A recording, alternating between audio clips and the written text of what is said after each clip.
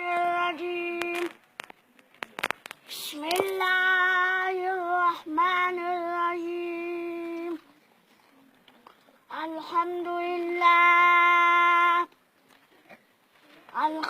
لله نحمده ونستعينه ونستغفره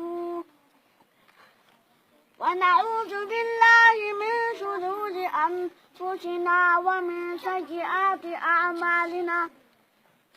من يهده الله فلا مضل له ومن يضلل فلا هادي له. ونشهد أن لا إله إلا الله وحده لا شريك له. وأشهد أن سيدنا ومولانا محمد عبده ورسوله. أما بعد فأعوذ بالله من الشيطان الرجيم. بسم الله الرحمن الرحيم. وأقيموا الصلاة وآتوا الزكاة واركعوا مع الراكعين. ماتي ساسو فمكي تعالى جل جلاله تأسماني كتاب مقدس حياة مقدس دول وصلو. وأقيموا الصلاة تماما جابا بني كوي كذا جمعو تاسو خبر للاجو جمعو تاسو نبا أو حکم دمانجه تپوس کوي. نبی علیه الصلاة والسلام صحابه ته ولې لاندې ناستو؟ نبی علیه الصلاة والسلام ونه وڅنډله. صحابه ته ویل ای صحابه تا زما دا تپوس ولې ونه کړ چې دا ونه ما په څه وجه باندې وڅنډله؟ صحابه دې تپوس وکړل چې دا څه وجه چې دا ونه وڅنډله. نبی علیه الصلاة والسلام ونه جواب ورکړل وایي څوک چې پنځه وخته لمونځ کوي لکه څنګه چې ما دا ونه وڅنډله او څنګه چې وینه راپاڼې ویلې دغه شان به د انسان نه دا ګناهونه ویږي لکه څنګه چې انسان پنځه وخته لمونځ کوي. وآتوا الزکاة ورکړئ زکات. الله رب العزت د لسمې روپۍ نه یوه روپۍ زکات قبول کړی دی. ځکه موږ تاسو چې کله یوه روپۍ زکات ورکړو او موږ تاسو چې کله خبر له لاندو زموږ تاسو هغه زکات راشي اوله سوال جواب وکړئ اوله سفارش وکړئ. موږ تاسو چې کوم دی ونه سفارش نه وکړو. وارکعوا رکوع کوئ مع الراکعین سره د رکوع کوونکي سره. کله چې انسان په مانځه ودرېږي فرښتې ونه راشي یوه فرښته په دې وکړه بله فرښته په دې وکړه یا سجده غلطه وي یا په مانځه کې سستي کړې وي یا چې کوم د اولاد نه وي کړی چې ما ته راشي لمونځ غلط وکړي. زما عزتمندو موږ تاسو چې کوم دی په خشوع سره لمونځ نه کوو. موږ تاسو چې کوم دی هڅه ښکته پورته کېږو.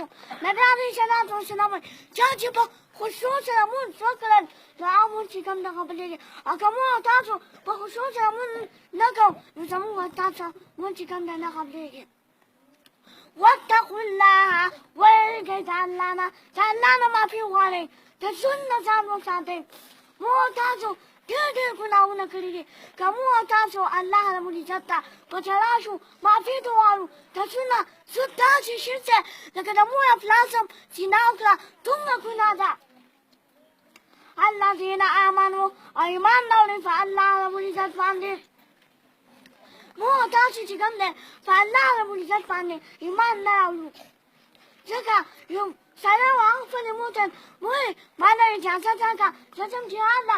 هغه ورته وویل بچیه ته چې جهاد ته لاړ شې چې زه مړه شم زما جنازه به څوک کوي؟ هغه ورته وویل نه زه ځم. کله چې هغه روان شو په یو ځای کې یې ډبه کېښودله. دا شان چې لمانځه ټایم و یو مسجد و هلته دننه ورغی لمونځ یې کولو. غلغه د دې شاته غلا کېښودله هغه لار وتښتېدلو. کله چې خلک راغلل ویل وینه هم لمونځ کوي هم غلاګانې کوي. کله چې هغه ونیو قاضي له بوته قاضي ورته ویل چې کله چې هغه ونیو قاضي له بوته قاضي ورته ویل چې په اس پورې وتړئ او لاس او پښه یې کټ کړئ مخ ورله تور کړئ او په اس یې وخېژوئ. کله چې هغه لاس او پښه کټ کړل او په اس یې وخېژول او مخ یې ورله تور کړل.